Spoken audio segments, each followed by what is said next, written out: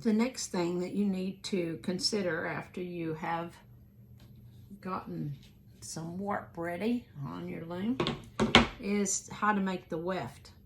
Now, this particular fabric is like knitted fabric, sort of like a t-shirt. Knitted fabric has stretch in it, whereas your cotton things do not. And so when you're cutting that, you want to think on the t-shirt type material, what is the best way to cut the fabric. Now, I cut a little strip off of each side of this. This came from a dress. It was actually the pocket. And this part went from my head to my foot.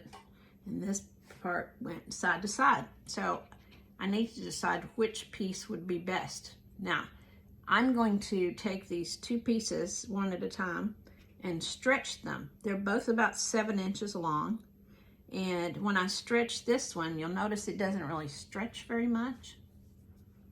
It's still about the same length. It's a little bit bigger maybe, but not much.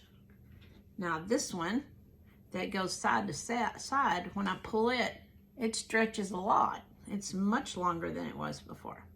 However, this particular fabric is, I think, because it's white on the back, it's printed. The colors are printed on here with some sort of dye, rather than having it go through the whole material.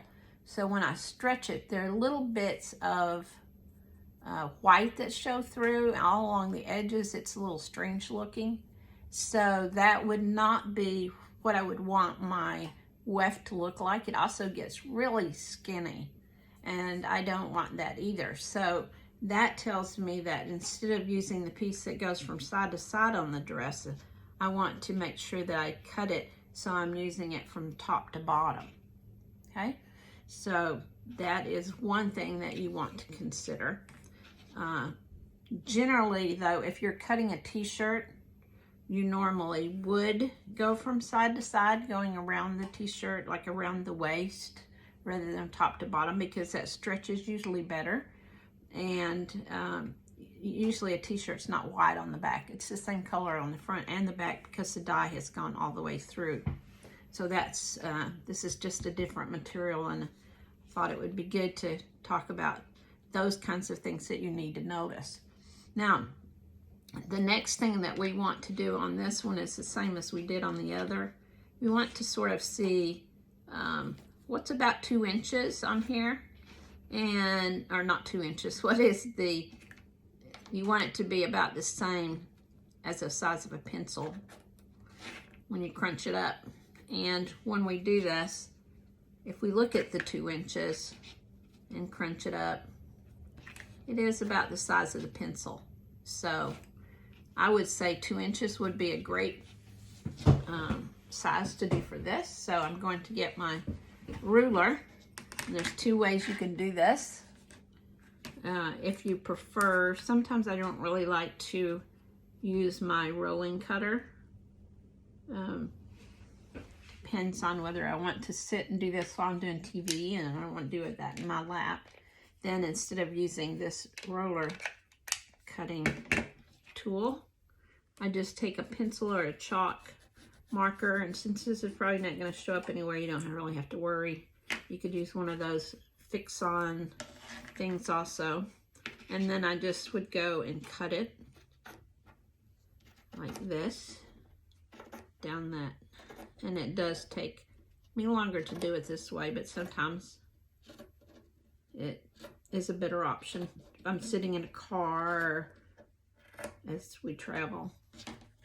So there's one cut, and I'm not sure what that little silver thing is. Okay, and then the next one, I'm going to cut using the roller. These don't exactly have to be perfect, but if you're using cotton, you can generally just cut the beginning and the end, the beginning at the top, and rip it. You just have to pull off the little threads. So now I have 2 pieces, and we've talked before about, I think, putting weft and warp together. And so we want to look at this particular fabric and put it together. This is a sample I did earlier, where I cut the slits. On this one, you'll notice there's some little funny things sticking out here. And some little funny things sticking out there. And when you are weaving, that's going to stick out like little funny ears. But on this one, we don't have that. Let me show you what the difference is. When I talked about this earlier, I think I might have talked before about this. If you put these two together, make a little snip, maybe 1/4 of an inch long or less. I think that you can always make the hole bigger, but you can't really get it back. So sharp scissors are better than these Fiskars. They just are. I have lots of them when I was teaching school, so I just have them laying everywhere. I probably made that longer than I meant to. But when I do this, then I can go and snip these corners off.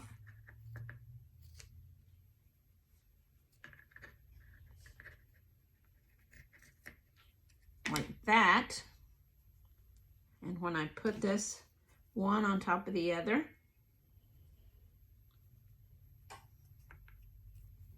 and I pull this through from the bottom. It's very important the one that you're adding on is on the top, and then you go through the bottom with the one you're adding on. And then when I pull this, I don't have those giant corners sticking out. This is probably going to lie more flat, but the big corners like that stick out a lot more than the other. So that's probably the best way to do that. So carry on with your work. Make sure that you've got this. Oh, I did have one other thing to say. On this particular warp, it is best to, where you started on the left side, it is best to take this one and connect it by sewing it over onto this one. So, also do that. Sew this end over to this one. Okay? And this one we're going to leave long because sometimes you have to adjust it if these get too loose. So we're going to leave this long in case we need to pull it up more or lengthen it. So that's all for this video.